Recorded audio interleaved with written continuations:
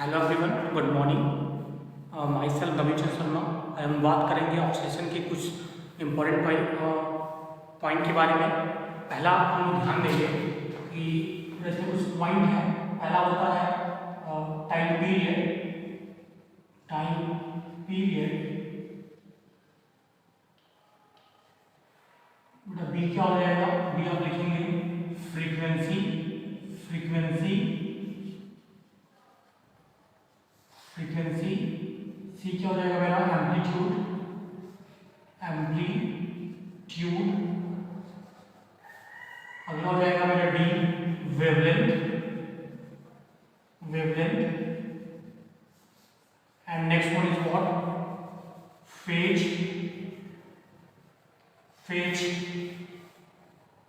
तो this is basic parameter of oscillation. Time period क्या होता है?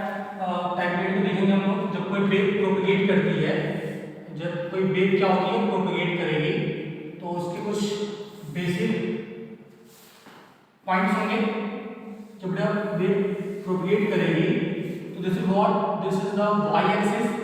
वाई एक्सिस ये क्या हो जाएगा मेरा? 0,0। This is what? Time T. Time T अब वेव क्या ओरिजिन 0 हो गया, ये क्या हो जाएगा मेरा? 90 डिग्री। 90 ये हो जाएगा 180। This is what? 270 and this is the 360। O A B C and D. तो this is what? This is the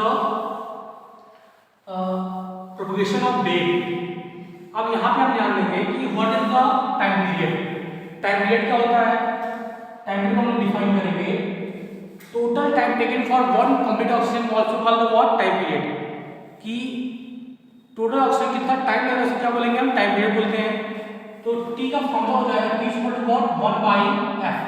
हम ये भी कह सकते हैं reciprocal of frequency equal to what? Time period. इसकी यूनिट क्या होती है? हम लिखेंगे सेकंड। टाइम इज हो जाएगा सेकंड। और डायमेंशन क्या लिखेंगे? डायमेंशन ऑफ टाइम ये हो जाएगा T. T is the dimension of time period. इसको ऐसे लिखेंगे m power 0 and power 0 t। This is what? This is time period.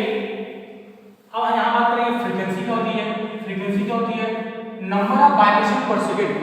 कोई बॉडी एक सेकंड में कितनी बार वाइब्रेट करता है उसे हम क्या बोलेंगे? उसको हम फ्रीक्वेंसी कहते हैं। अब फ्रीक्वेंसी की यूनिट क्या होती है? हर्ट्ज होती है। इसका फॉर्मूला होगा 1 क्या लिखेंगे? टी। इसकी यूनिट हो जाएगी हर्ट्ज। आर हम लोग लिखेंगे सेकंड इनवर्स। इसको फ्रैंक हर्ट्ज ने दिया था तो उन्हीं के ऑनर में रखा गया है हर्ट्ज एचजेड। जिसे आप देखेंगे कि एफ हमको लिखा हुआ 20 हर्ट्ज।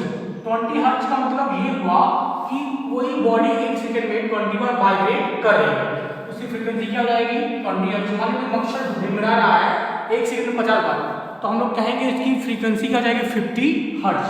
तो आते हैं हमारे एम्पलीट्यूड। एम्पलीट्यूड क्या होता है? Maximum displacement from mean position की आल्सो कॉल्ड व्हाट? एम्पलीट्यूड। मतलब जो मैक्सिमम डिस्प्लेसमेंट होगा वही क्या कहलाता है? एम्पलीट्यूड कहलाता है। स्पीड के हो जाएगी लेंथ, ये लेंथ होता है। ए मेरा क्या? एम्पलीट्यूड होगा। This is what? Mean position. तो मीन पोजीशन के टू एंड फ्रो मोशन में जो होता है उसे हम क्या बोलते हैं? एम्पलीट्यूड कहते हैं। What is the wavelength? Wavelength क्या होता है? Distance between two successive instant of we also called what? Lambda.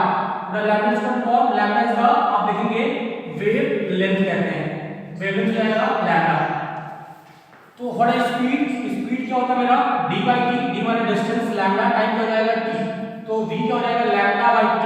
इसको लिखेंगे लैम्डा इनटू 1 बाय t। ये मेरा हो जाएगा फ्रीक्वेंसी। तो v इक्वल टू क्या होता है? Lambda into f। ये मेरा अलग से रिलेशन हो जाता है। This is the relation between frequency and wavelength. ये हमारा रिलेशन हो गया। अब कहते हैं फेज क्या होता है भाई? फेज में देखेंगे जब वेव प्रोपेगेट करती है तो फेज क्या करता है? उसकी पोजीशन, वेव की पोजीशन को और उसके डायरेक्शन को आइडेंटिफाई करता है। उसे क्या बोलते हैं? फेज। इसका इक्वेशन क्या हो जाएगा? y equal to a sin omega t plus five. तो यहाँ पे y क्या हो गया? डिस्प्लेसमेंट हो गया। a मेरा क्या हो गया? Amplitude. Omega angular velocity, five क्या हो गया? फेज। क्या हो जाएगा? फेज। फेज। यदि फाई इक्वल टू 0 होगा तो हम कहेंगे this is condition of epoch. Thank you everyone.